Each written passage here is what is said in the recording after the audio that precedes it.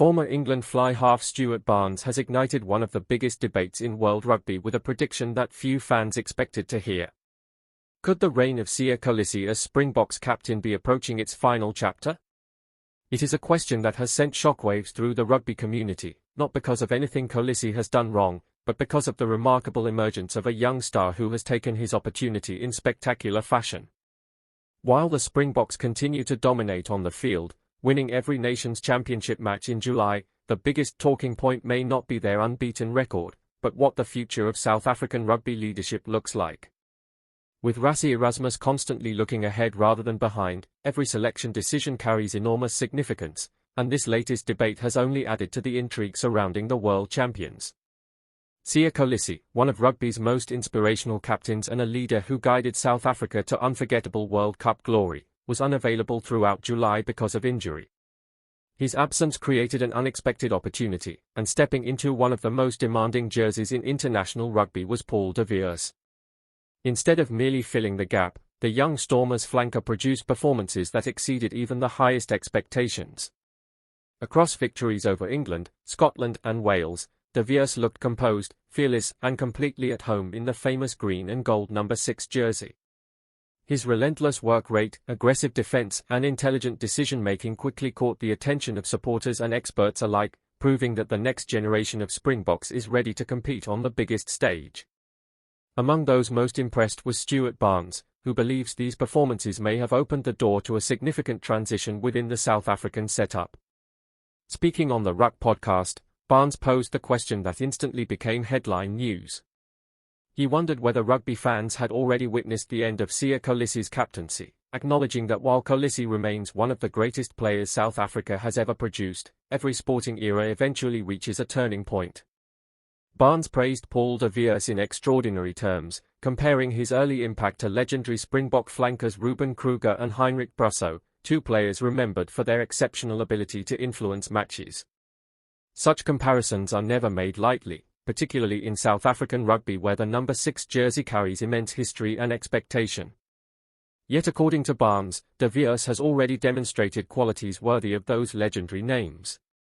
Behind the debate lies the long-term vision of Rassie Erasmus, a coach renowned for planning years ahead rather than weeks ahead.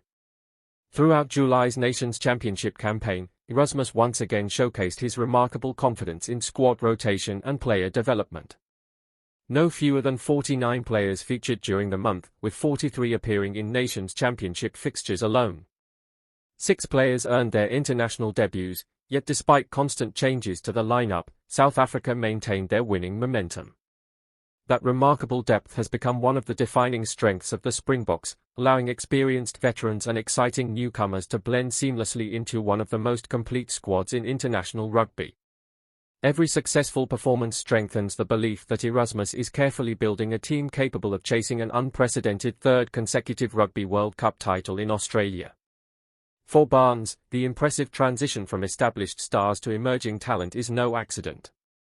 He believes Erasmus has mastered the difficult art of refreshing a championship-winning squad without disrupting its winning culture. Rather than making dramatic changes overnight, the Springboks coach gradually introduces new faces, allowing them to grow naturally into larger roles. According to Barnes, this patient approach could eventually extend to the captaincy itself. He suggested that while many believe someone as influential as Siya Kolisi can never simply be replaced, history shows that every great player eventually hands over the responsibility to the next generation. In his view, elite coaches understand that maintaining long-term success sometimes requires difficult decisions, even when they involve iconic figures. Barnes even predicted that if such a leadership transition does happen, it may arrive so smoothly that many people barely notice it unfolding.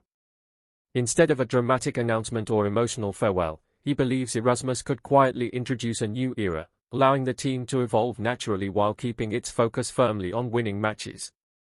That philosophy has become a hallmark of the Springboks under Erasmus, where the collective always comes before the individual and every decision is made with the future in mind.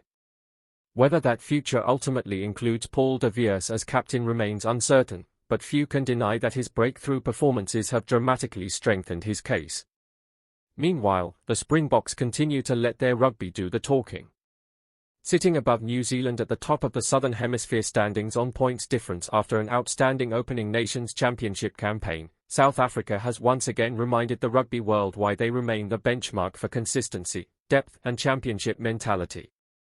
The emergence of talented young players has only reinforced their status as favourites whenever major tournaments approach. With experienced leaders returning from injury, exciting newcomers pushing for permanent places and Rassie Erasmus carefully balancing present success with future ambitions, the competition for every jersey has never been fiercer.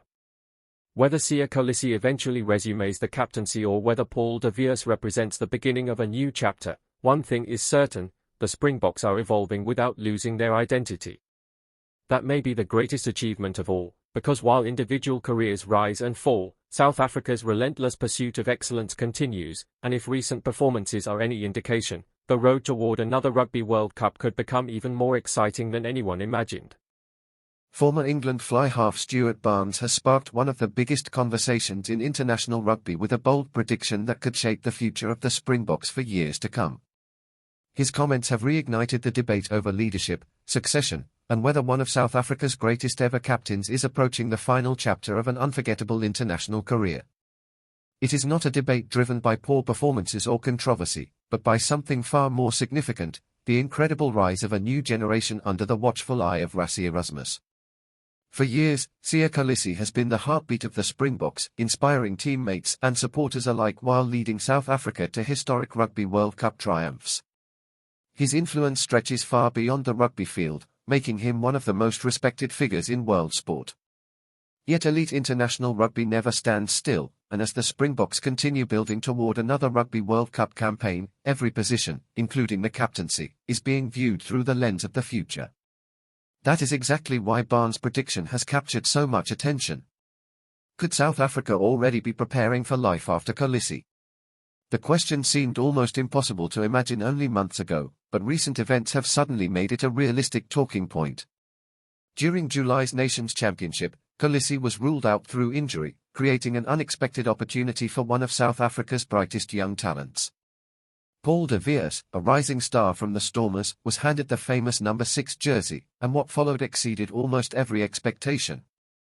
Instead of looking like an inexperienced newcomer adjusting to Test rugby, de Villiers performed with remarkable confidence, maturity, and consistency against England, Scotland, and Wales. Every match seemed to strengthen his reputation. His defensive intensity, relentless work at the breakdown, powerful ball carrying, and tireless effort around the field immediately stood out. More importantly, he never appeared overwhelmed by the pressure of representing the reigning world champions. If anything, he looked completely at home in one of rugby's most demanding environments. Those performances quickly earned praise from teammates, coaches, former internationals, and rugby analysts across the globe. Among his biggest admirers was Stuart Barnes, who did not hesitate to place the youngster alongside two legendary Springbok flankers, Ruben Kruger and Heinrich Brussow. Those are names that carry enormous respect in South African rugby history, and for Barnes to compare de Villiers to players of that caliber demonstrates just how highly he rates the youngster's potential. Speaking on the Ruck podcast, Barnes openly questioned whether fans may already have witnessed the beginning of a changing of the guard.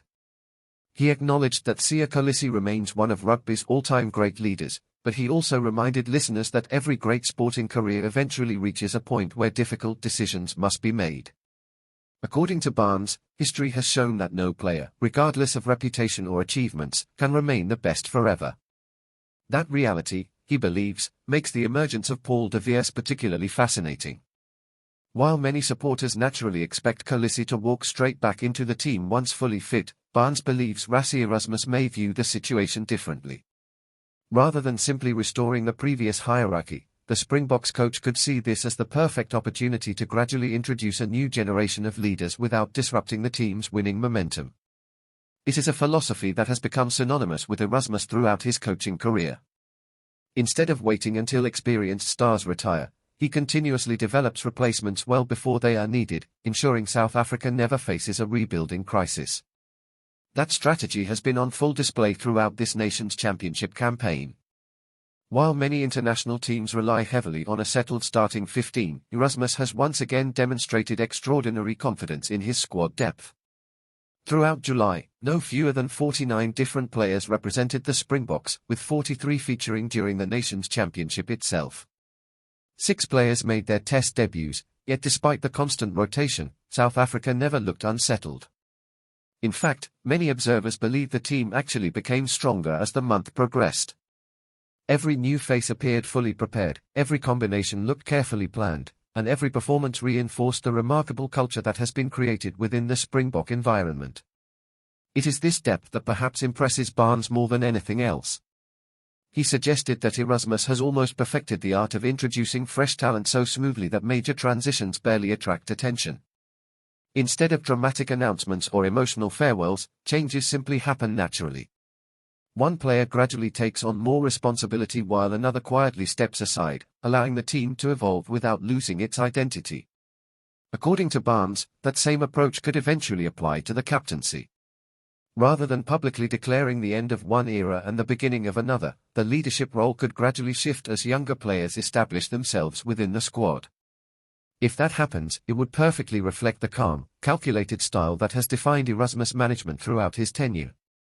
Of course, none of this diminishes the extraordinary legacy of Siya Kolisi. His achievements remain unmatched in many respects. Beyond lifting 2 Rugby World Cups, he transformed the image of South African rugby, inspired millions around the world, and became a global symbol of leadership, resilience, and unity. Few captains in rugby history have commanded such universal admiration. Even those discussing his possible succession consistently acknowledge his immense contribution to both the Springboks and the sport itself. Yet professional sport has always been about balancing respect for the past with preparation for the future. That balancing act is exactly what Rassie Erasmus appears to be managing once again,